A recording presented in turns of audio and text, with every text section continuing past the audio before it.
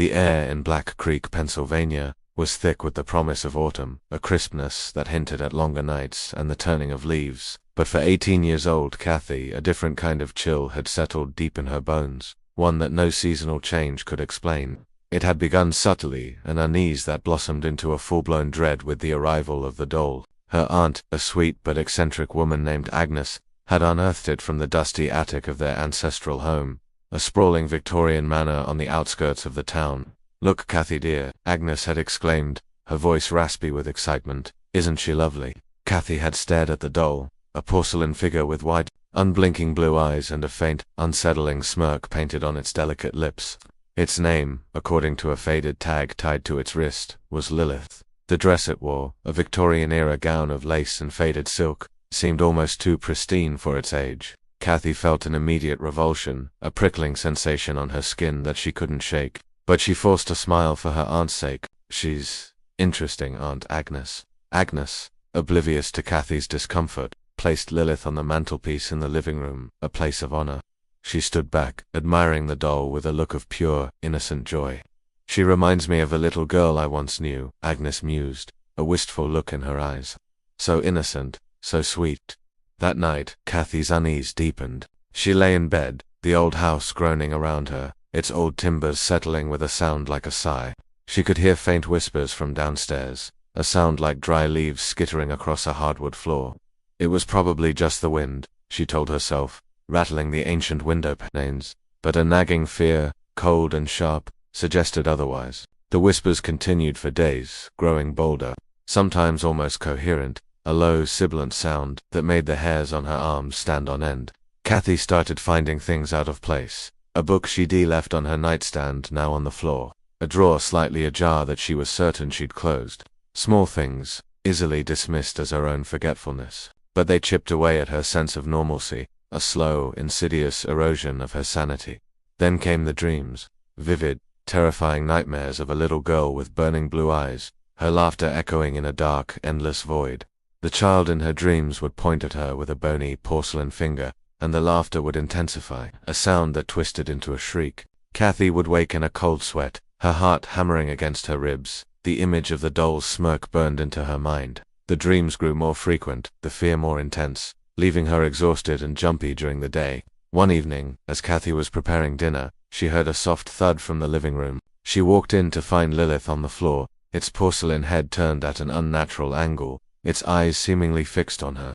"Aunt Agnes," Cathey called out, her voice trembling. "Did you move Lilith?" Agnes emerged from the kitchen, wiping her hands on her apron. "No, dear. Why would I?" Cathey pointed at the doll, her hand shaking. "She's on the floor." Agnes frowned, her forehead creasing with concern, as she picked up the doll and placed it back on the mantelpiece. "Must have fallen. The house does settle sometimes." But Cathey noticed a flicker of something in her aunt's eyes. A fleeting shadow of concern, a reflection of the fear that was now a permanent resident in their home. The incidents escalated. The air in the house grew colder, and the faint scent of old roses and dust was replaced by something else, something cloying and sickly sweet, like rotting flowers. Objects would crash to the floor when no one was near. Doors would slam shut with an invisible force that shook the very foundations of the old manor. Cathey began to feel constantly watched, a sensation that gnawed at her sanity, making her jump at every creak of the floorboards. Her aunt, usually so vibrant and full of life, became withdrawn, her face etched with a growing weariness that Cathey had never seen before. She started to mumble to herself, her eyes often drifting towards Lilith, a look of blank reverence on her face. "Aunt Agnes, are you all right?" Cathey asked one morning, noticing the dark circles under her aunt's eyes, the way her skin had taken on a greyish pallor. Agnes merely shook her head. "I'm just tired, dear, so very tired." One afternoon, a desperate last-ditch attempt to find an answer. Cathey was in the library, researching the history of the house. She hoped to find some explanation for the unsettling events, a logical reason for the madness that was slowly consuming their lives. She stumbled upon an old, leather-bound journal, its pages brittle and yellowed with age. It belonged to her great-grandmother, a woman named Serafina. Cathey began to read, and a cold dread began to seep into her. Seraphine's entries detailed strange occurrences, eerie whispers, and the inexplicable movement of objects. And then Cathey's eyes fell upon a drawing, a crude, but unmistakable sketch of Lilith. Serafina had written, in a spidery, Frantic script. The child's plaything arrived today. A gift from my sister. There is something wrong with it. I feel its eyes upon me, even in my sleep. Further entries described Seraphine's growing paranoia, her declining health, and her eventual descent into madness. The entries grew more disjointed, more manic, until the journal abruptly ended with a chilling final sentence. It wants to play. It will not stop until your last breath.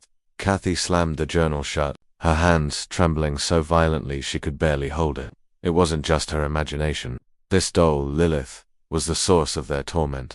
She tried to talk to Aunt Agnes about it, but her aunt's eyes were vacant, her replies disjointed and nonsensical. Lilith is just a doll, Cathey, she'd say, her voice flat and devoid of emotion. A beautiful doll. Cathey knew she had to get rid of it. One stormy evening, with the wind howling like a banshee around the house, she crept into the living room. Lilith sat on the mantelpiece, its porcelain face seeming to gleam in the flickering candlelight. Cathey felt a surge of irrational fear, a primal instinct to run and hide, but she pushed through it. She grabbed the doll, her fingers recoiling from the cold porcelain, and carried it outside to the old well in the garden. She intended to drop it in, to bury it in the depths where it could never torment anyone again. The well was deep, its waters dark and still. It was the perfect burial ground. As she stood at the edge of the well, a sudden, powerful gust of wind nearly knocked her off her feet. The doll, still clutched in her hand, seemed to vibrate with an unseen energy. A child's giggle, high and chilling, echoed in the night, a sound that seemed to come from the doll itself. Cathey screamed, a raw, primal sound of terror, dropping Lilith into the darkness of the well. The sound of its porcelain shattering against the bottom echoed hollowly, a sound of fragile destruction that should have brought relief. Cathey ran back into the house, her heart pounding in her ears, her lungs burning. She had done it. It was over. She collapsed onto the sofa, exhausted and trembling, and closed her eyes. Then she heard it, a faint, familiar whisper from the mantelpiece. She looked up, and there, sitting perfectly upright, was Lilith, unbroken, undamaged, its blue eyes glinting in the dim light, its painted smirk wider, more malevolent than before. The sight of it was a physical blow, a wave of sickness washing over her. Panic seized Cathey. This wasn't just a doll, this was something ancient, something evil. The next morning, Aunt Agnes was gravely ill. Her skin was ashen, her breathing shallow and labored. The local doctor, Alistair Finch, a kind, elderly man with a perpetually worried expression, could find no medical explanation for her sudden decline. It's as if her life force is being drained, he admitted to Cathey, his voice low and concerned. I've seen something like this before, but never in a living person. It's like a slow-motion consumption, Cathey knew. She looked at Lilith, now sitting innocently on the mantel, and a cold certainty settled in her heart. The doll was feeding on her aunt. Desperate, Cathey sought help from Father Michael, the elderly priest of the Black Creek Catholic Church. He was a man of deep faith, with a kind demeanor but eyes that had seen much sorrow. Cathey poured out her story, her voice shaking with fear and desperation. She showed him Seraphine's journal, pointing to the disturbing sketch of Lilith. Father Michael listened patiently, his face growing grimmer with each word. He examined the journal, his brow furrowed in concentration. This is not merely a doll, my child, he said, his voice quiet but firm. This is an instrument of a dark entity, a vessel. He agreed to come to the house. As they approached the manor, a palpable sense of oppression descended upon them. The air grew heavy, the birdsong silenced, as if the very world held its breath in dread. Even the sun seemed to dim, a grey pallor settling over the landscape. Inside, Father Michael performed a blessing, sprinkling holy water and reciting prayers in a low, sonorous voice. As he neared the mantelpiece, Lilith's eyes seemed to burn with an inner light, a faint, pulsing blue. The air grew colder, the temperature dropping so rapidly that Cathey could see her own breath. A faint, acrid smell filled the room. The holy water sizzled as it touched the doll, and a low guttural growl emanated from it, a sound that was utterly unnatural, like the grinding of a child's bones. Suddenly, the windows rattled violently. Books flew from shelves, pages fluttering like mad birds. A heavy chandelier swayed precariously, its crystals clinking like bones. Aunt Agnes, who had been resting in her armchair, began to convulse, her body writhing in agony, a macabre puppet on unseen strings. Her eyes, wide and terrified, fixed on Lilith, aloft, its silver glinting in the chaotic room. In the name of the Lord, I command you, foul spirit, leave this place. Leave this innocent soul. Lilith seemed to vibrate. A faint, almost imperceptible tremor. Its smirk widened, and Cathey saw a flash of pure malice in its porcelain eyes. Then, with a sudden, violent lurch, it flew from the mantelpiece, soaring across the room and smashing against the far wall with a sickening crack. The house fell silent. The oppressive atmosphere lifted, and a faint, sweet smell of incense replaced the acrid stench. Aunt Agnes lay still, her breathing ragged but steady. She was weak, but the convulsions had stopped. Father Michael was breathing heavily, sweat beading on his forehead. He looked at the shattered remains of Lilith, its porcelain head now truly broken, its eyes lifeless. "It is weakened," he panted, "but not destroyed. These entities are ancient. They cling to their vessels, to their power." He explained that the doll was a conduit for a malevolent spirit, one that had been drawn to the house generations ago. Seraphina, in her grief, or perhaps out of an innocent curiosity, had unwittingly welcomed it. The spirit fed on suffering, on fear, and on life itself, leaving a trail of illness and death in its wake. He recounted stories from church archives, of similar dolls, similar afflictions, in other American villages. He spoke of the weeping child of Witherbrook, a doll that had caused a plague of unexplained illnesses in a small community in upstate New York 2 centuries ago, and the grave doll of Blackwood, which was said to lure children to their deaths in a desolate forest in Maine. The pattern was always the same, a beautiful doll, a growing sense of dread, illness, madness, and ultimately, death. The spirit was a parasitic entity, a succubus of the soul.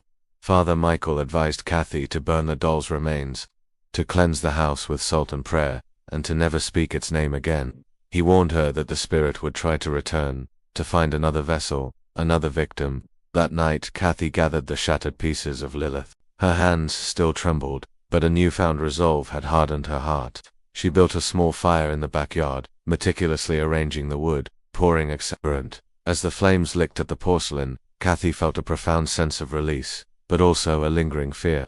The doll might be gone, but the memory, the dread, lingered.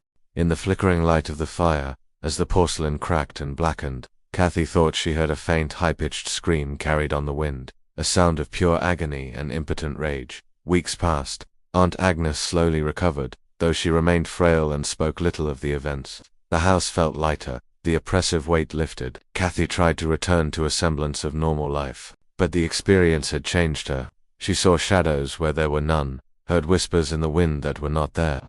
One afternoon Cathey was helping Aunt Agnes clear out some old boxes in the attic. Dust motes danced in the slivers of sunlight filtering through the grimy windows.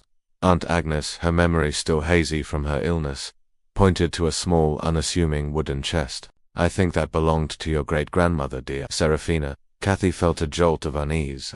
She opened the chest, her heart pounding. Inside, nestled among faded lace and yellowed photographs, was another doll.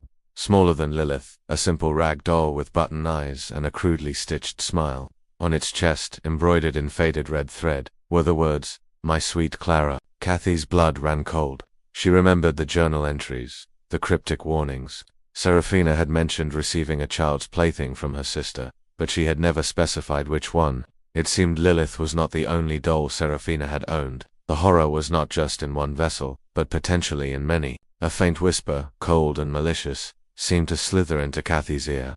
"Hello, Cathey, did you miss me?" Cathey dropped the doll, her scream echoing through the silent attic. The rag doll lay on the dusty floor, its button eyes seemingly fixed on her, its stitched smile now seeming to stretch wider, more malevolent, as if it had just awakened. The terror, Cathey realized, had only just begun. The spirit was a hunter, and it had found a new vessel, a new game to play, and this time, it was personal. The doll had been in the family all along, hidden in plain sight, waiting for its next victim, waiting for its next game. As Cathey stared at the rag doll, an unshakable dread settled in. This wasn't just a new vessel, it was a deeper, more insidious connection. The doll, Clara, felt older, its energy more ancient and malevolent than Lilith's. She remembered a detail from her great-grandmother Seraphine's journaler, faded photograph of 2 little girls. One was Seraphina, the other her sister, a girl with wide, frightened eyes, clutching a rag doll. Cathey's stomach twisted as she looked at the photo, then at the doll on the floor. It was the same doll. Cathey, driven by a new wave of fear mixed with a grim determination, returned to the library. She found more of Seraphine's journals hidden behind a false back in the bookcase. They detailed the tragic story of the family's curse.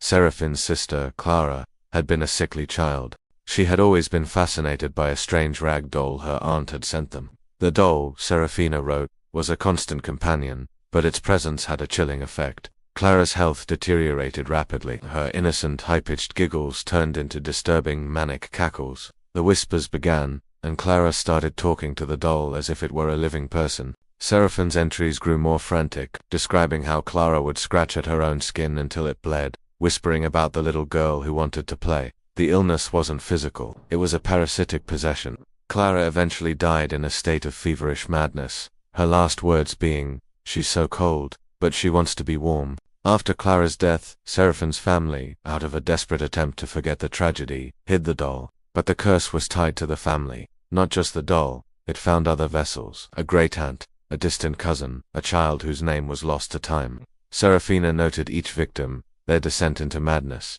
the strange illnesses that claimed them. One entry spoke of a young man, a handsome artist named James, who became obsessed with painting a beautiful porcelain doll. He painted it over and over, his paintings growing more grotesque and twisted with each passing day. James died of a mysterious wasting illness, surrounded by his disturbing portraits. After his death, the family discovered a strange porcelain doll, newly crafted and beautiful, in his studio. That doll was Lilith. The pattern was clear. The spirit was a hunter, its curse an intricate web woven through the family's lineage. It would possess a ragdoll, feed on a person's soul, and then, as the victim weakened, it would compel them to create a new, more refined vessel, a porcelain doll. The new vessel would become its next home, its next hunting ground. Lilith was not the spirit itself, but a new body it had prepared. Cathey couldn't face this alone. She drove frantically to Father Michael's church, bursting through the doors in a state of nearness. The priest, seeing the terror in her eyes, listened to her frantic words. He knew the history of such curses. He knew that destroying the physical vessel was often not enough. He agreed to return to the house, but this time, with a plan. Father Michael brought with him an old, leather-bound grimoire, a book of sacred rites and exorcisms passed down through the generations of his order. He also brought a small team, a young seminary student named David, who was a skeptic but had a strong will, and a seasoned deacon, a stern but compassionate man named Robert, who had assisted in several exorcisms. The moment they stepped into the house, David's skepticism vanished. The air was colder, the sickeningly sweet scent of decay was back, and from the attic, a child's manic giggling echoed. Cathey's Aunt Agnes, now fully recovered from Lilith's influence, was terrified. She was staying with a neighbor, unable to bear the thought of re-entering her home, but the fear was now a permanent part of her life. In the attic, the ragdoll, Clara, lay on the floor. Cathey had not touched it. As Father Michael and his team approached, the giggling stopped, replaced by a low, malevolent hiss. The doll's stitched smile seemed to stretch, its button eyes now glowing with a faint, malevolent light. Father Michael whispered, "It is here and it is not a child." He began the rites of exorcism, his voice strong and commanding, reciting Latin prayers that filled the attic with an ancient holy power. David and Robert held a circle of salt around the doll, their faces grim with concentration. The attic erupted in chaos. The old boxes and furniture shook violently. Dust motes swirled into a vortex, and the air grew thick with a palpable malevolence. The doll Clara twitched and jerked, its button eyes now burning with a fiery red light. A high-pitched shriek, not a child's but a demonic sound of pure hatred, tore through the air. The voice shrieked, "It will not leave." A chorus of whispering voices layered over each other. "I am this house, I am this family, I will stay forever." The poltergeist activity intensified. A heavy wardrobe toppled over, narrowly missing David. The attic window shattered, and shards of glass flew like daggers.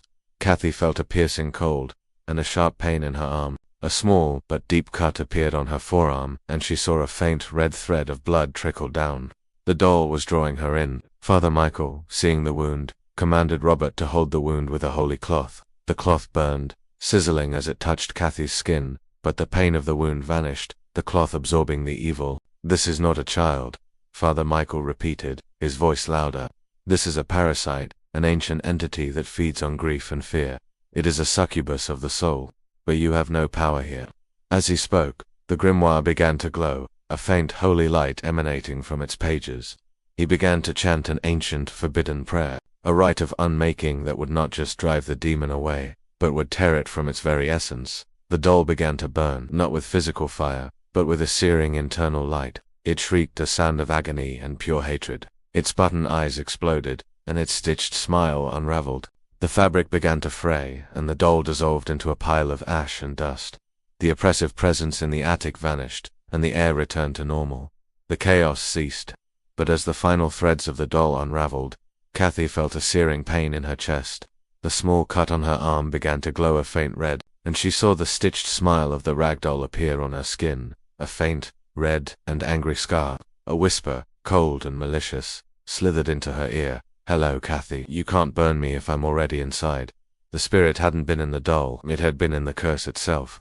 The doll was a tool, but the real vessel was the family. Cathey had walked into the curse by trying to break it. The doll had successfully found a new host. Cathey collapsed, her body seizing with convulsions. The last thing she saw was Father Michael's terrified face, his mouth forming the words, "It's inside you. It's inside the family now." The horror was no longer in the doll, but in her very being. The game had just begun.